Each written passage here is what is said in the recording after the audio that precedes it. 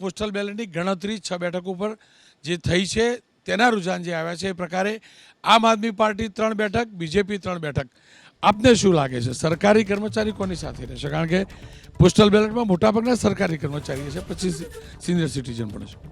બિલકુલ એ ભાજપાની સાથે રહેશે, એના વધારે ચાન્સ છે. એનું કારણ તમને પણ ખબર છે. અને એ ના ભૂલો કે દિલ્હીમાં એવા ઘણા ઘર છે કે જેમાં હસબન્ડ અને વાઈફ બંને જોબ કરે છે, એટલે એ ઘરમાં 24 લાખનો ફાયદો થાય. અને આ ગણતરીના લીધે, અને એમને પણ ખબર છે કે 10 વર્ષની એન્ટી ઇન્કમ્બન્સી જે અમારી પાર્ટીની છે એ પણ ત્યાં દેખાઈ રહી છે. એટલે હાલત જે નેક ટુ નેક ફાઇટ છે તે તમને આગળ પણ દેખાશે. 100% ભાજપને ફાયદો થઈ રહ્યો છે, કારણ કે બહુ મહત્વનું. खैर अंकित गुप्ता हमारे साथ जोड़ा है. अंकित, आपसे जानना है, शुरुआत तो हो चुकी है और जो अब तक रुझान मिले उसके हिसाब से आप भी 3, बीजेपी भी 3. कहाँ पर आपको क्या लग रहा है पोस्टल बैलेट की गिनती कब तक पूरी हो सकती है और पोस्टल बैलेट में किसको ज़्यादा फायदा मिलेगा?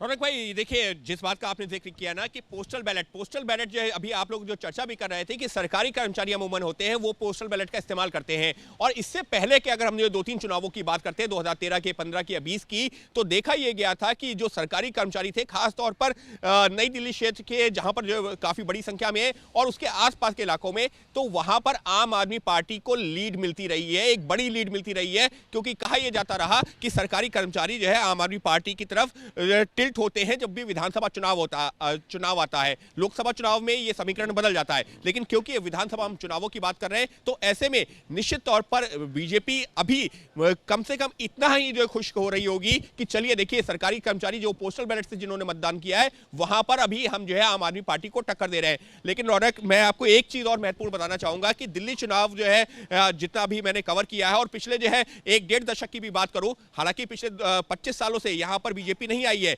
लेकिन महत्वपूर्ण क्या है कि पिछले जो 3 चुनावों में जो मुद्दा उस तरह से सामने नहीं आया था. क्या हम बात कर रहे हैं? हम बात कर रहे हैं जमीनी मुद्दों की, हम बात कर रहे हैं बिजली की, हम बात कर रहे हैं पानी की, टूटी सड़क की, हम बात कर रहे हैं सीवर की, हम बात कर रहे हैं कूड़े की. तो पिछले 1 दशक में देश भर के तमाम राज्यों में जब हम लोग चुनाव कवर कर रहे हैं, इन मुद्दों पर बहुत कम मतदान होता देखा गया है. लेकिन दिल्ली का यह चुनाव जो ऐसा रहा है, जो मुझे भी जो है थोड़ा सा जो है अचंभित कर रहा है. क्यों? क्योंकि पिछले 10-12 सालों में जिन मुद्दों पर हमने बहुत ज्यादा मतदान होता नहीं देखा, दिल्ली में इस बार उन मुद्दों पर मतदान हुआ है. और ये मुद्दे क्योंकि जनता के लिए ज्यादा महत्वपूर्ण थे, और ये मुद्दों पर जब भी मतदान होता है तो जो भी मौजूदा सरकार होती है उसके लिए परेशानी बढ़ती है. क्योंकि जनता की जो अपेक्षाएं होती हैं, आपने उसको कितना पूरा किया या कितना नहीं पूरा किया, यह जवाबदेही तय की जाती है. और दूसरी तरफ बीजेपी ने जो पिछले 25 सालों में दिल्ली में चुनाव लड़ा है, इतना आक्रामक चुनाव इससे पहले मैंने नहीं देखा. तो निश्चित तौर पर एक तरफ आम आदमी पार्टी के अगेंस्ट में एंटी इनकम्बेंसी, और दूसरी तरफ बीजेपी का जो आक्रामक रुख रहा है, इसी वजह से उम्मीद बीजेपी ये कर रही है कि इस बार उसकी बनेगी पूर्ण बहुमत की सरकार. जी अंकित, ये जानना था कि कांग्रेस की भूमिका क्या हो सकती है? कांग्रेस आम आदमी पार्टी को कितना बड़ा नुकसान करवा सकती है? देखिए रौनक, अगर मैं कहूं कि पूरी दिल्ली में कांग्रेस बहुत अच्छा चुनाव लड़ी, जी नहीं. लेकिन हाँ, इतना जरूर कहूंगा कि करीबन 1 से 1.5 दर्जन सीटें जरूर हैं जहां पर कांग्रेस के जो खुद नेता हैं, भले कैमरे पर कुछ ना कहें, लेकिन उनका ये जरूर कहना है कि करीबन 15 से 20 सीटें ऐसी जरूर रही हैं जहां पर कांग्रेस ने अच्छा चुनाव लड़ा है. इसका मतलब क्या होगा? अगर हम देखें सिर्फ वोट परसेंट के हिसाब से बात करें, पिछले विधानसभा चुनावों में करीबन 4.5% के आसपास वोट शेयर था कांग्रेस का. हो सकता है कि कांग्रेस का वोट शेयर आपको 10 या 15% ना दिखे, लेकिन अगर ये 4 से 6% वोट शेयर भी 15 से 20 सीटों के बीच में आता आपको नजर आता है, तो इसका मतलब ये होगा कि 15 से 20 सीटों पर कांग्रेस अच्छा चुनाव लड़ा. और अगर उसका जो है अच्छा चुनाव लड़ा, तो माना यह जा रहा है कि उसका नुकसान आम आदमी पार्टी को उठाना पड़ सकता है.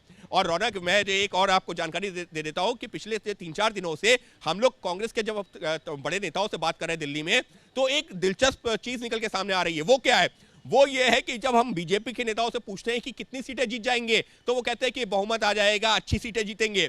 लेकिन कांग्रेस के जो बड़े नेता हैं, जब मैंने उनसे यही सवाल पूछा, मैंने कहा एग्जिट पोल में कुछ ऐसा आ रहा है कि शायद जो बीजेपी को जो सबसे ज्यादा सीटें मिली है एक्सिस के एग्जिट पोल में, वो 55 है.